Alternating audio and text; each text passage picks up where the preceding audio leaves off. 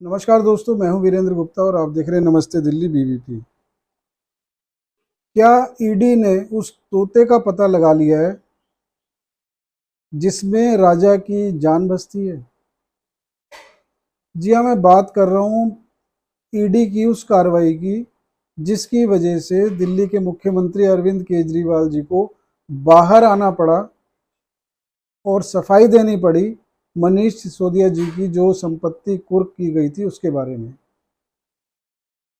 ये देखिए, आरोप प्रत्यारोप, सबूत, ईडी की कार्रवाई, सीबीआई की कार्रवाई, ये अभी से नहीं चल रही, तो बहुत समय से चल रहे हैं। लेकिन पहली बार ऐसा हुआ है कि जो संपत्ति कुर्क की गई है मनीष सिसोदिया जी की, उसमें दिल्ली के मुख्यमंत्री अरविंद केजरीवाल जी को सामने आकर और सफाई देनी पड़ी है। अगर आपको ये लगता है कि मनीष सिसोदिया जी के बारे में सफाई देकर वो मनीष सिसोदिया जी को बचाना चाहते हैं, तो शायद ऐसा है नहीं। क्योंकि अगर मनीष सिसोदिया जी को बचाने की बात होती खाली, तो मनीष सिसोदिया जी पिछले 7 महीने से जेल में बंद हैं और मुझे नहीं ध्यान कि कभी उनसे कोई मिलने का उनका कार्यक्रम रहा हो। इसके अलावा देखिए, उनका मकान ले लिया गया, आतिशी जी को दे दिया गया, और घर भी उनका छीना, जेल में भी मिलने नहीं गए। और देखिए, कामों का उनके बखान किया गया कि कितने अच्छे शिक्षा मंत्री हैं, इतने अच्छे स्कूल बनवा रहे हैं और मोदी सरकार इनके पीछे पड़ी है। वही बताया ना, कामों का बखान। लेकिन आप इनकी योजना को समझिए, कामों का बखान इनका, लेकिन क्रेडिट खुद लेना। यानी क्रेडिट खुद लेना है और जो कामों की जिम्मेवारी है वो दूसरों पर डालनी है। अब देखिए, सीबीआई की पूछताछ हुई। अब सीबीआई की पूछताछ में अगर आप ये कहते हैं कि जो मनीष सिसोदिया जी ने काम किए वो खुद जानते हैं, मेरा कोई दखल नहीं है, इसका क्या मतलब होता है? अगर आपका कोई परम मित्र है, सुख दुख का साथी है, तो जिम्मेवारी लीजिए कि अगर उन्होंने कोई अच्छा काम किया, बुरा काम किया, उल्लेखनीय काम किया, तो उसका क्रेडिट भी मिलकर लेंगे और लड़ेंगे भी मिलकर। सुख दुख के साथी है ना। लेकिन ऐसा है नहीं रहा, ऐसा हो नहीं रहा।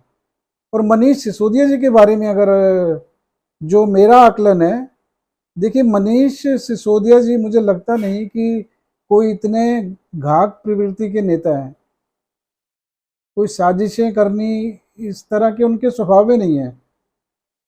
क्योंकि अगर आप मनीष सिसोदिया जी के पास्ट में जाएंगे तो आपको पता चलेगा कि बहुत ही सौम्य, बहुत ही सरल, बहुत ही मिलनसार, हंसमुख व्यक्ति। लेकिन संगत का असर, कुछ संगत का ही तो असर है कि जो मनीष सिसोदिया इतने सरल स्वभाव के थे, साधारण से जीवन यापन करते थे, अचानक उनके अंदर इतनी लालच कैसे जाग गई? क्योंकि आपको याद होगा, जब मंत्रिमंडल का गठन हुआ था, नई केजरीवाल सरकार बनी थी, तो बड़ी गाड़ी लेने के लिए ये सिसोदिया साहब जिद पर अड़ गए थे। तो ये चीज होती है कि जब सत्ता का स्वाद मिलता है तो इंसान की अभिलाषाएं बढ़ जाती हैं, और इसमें कोई सिसोदिया जी अपवाद नहीं है इसका। अब प्रश्न ये है कि क्या केजरीवाल जी खुद के फायदे के लिए किसी को भी बलि का बकरा बना सकते हैं? बिल्कुल बना सकते हैं। क्योंकि आपने देखा होगा कि जैसे इनका काम पूरा हुआ तो इन्होंने साइडलाइन लगा दिया जो भी इनके काम का नहीं था। अन्ना हजारे जी का आंदोलन चला, जब तक आंदोलन चला इन्होंने उसका पूरा उपयोग किया, और जब काम निकल गया तो अन्ना हजारे जी को साइडलाइन कर दिया। अब अन्ना हजारे जी कहाँ हैं, किस हालत में, शायद उनको पूछने भी नहीं जाते हैं। इसके अलावा देखिए, सिसोदिया जी का भी कोई ऐसा नहीं है, अगर आपको ये लगता है कि सिसोदिया जी से कोई इन्होंने बहुत ख्याल रखा हो, ऐसा कुछ भी नहीं है। क्योंकि अभी तक देखिए 7 महीने से सिसोदिया जी जेल में है, तो जेल में मिलने का इनका कभी प्रोग्राम बना नहीं, कभी उनका हालचाल नहीं पूछा। अब अचानक जब ईडी ने छापा मारा इनकी संपत्तियों पे, तो अचानक जी केजरीवाल जी बाहर आ गए और ऐसा इन्होंने जाहिर किया मानो सिसोदिया जी की एक एक पाई का इनके पास हिसाब है। हालांकि जब शीश महल की जांच हो रही है, आरोप लग रहे हैं, तो उसका कोई जवाब नहीं दे रहे हैं। तो कभी कभी क्या होता है कि इंसान अपनी होशियारी में खुद ही फंस जाता है। अब सवाल 52 करोड़ का या 81 लाख का नहीं है। जैसा कि ये बता रहे हैं कि इस समय सिसोदिया जी ने 2 फ्लैट जो सीज हुए हैं वो 2018 से पहले के हैं, और कुल मिला के 81 लाख रुपए का टोटल इनके पास संपत्ति बन रही है। उसमें 11 लाख रुपए इनके बैंक अकाउंट में है, बाकी एक 65 लाख का फ्लैट है जो 2018 से पहले लिया गया है, उससे पहले 5 या 6 लाख का फ्लैट है। कुल ये बताया जा रहा है। अब देखिए, अब आपने तो होशियारी की, पब्लिकली आपने बोल दिया कि 81 लाख। अब 81 लाख का हिसाब कौन देगा? देखिए, मुख्य मामला तो ये है सिसोदिया जी पर कि आय से अधिक संपत्ति है। अब आय से अधिक संपत्ति तो चाहे 10 लाख हो या 10 करोड़, क्या फर्क पड़ता है? और आपने तो जब बोल ही दिया, तो अब आप साबित करेंगे कि 80 लाख का क्या हिसाब है, कहाँ से आए, किसने दिए, किस मद में दिए। तो देखिए, कई बार जो है चालाकी बड़ी भारी पड़ जाती है।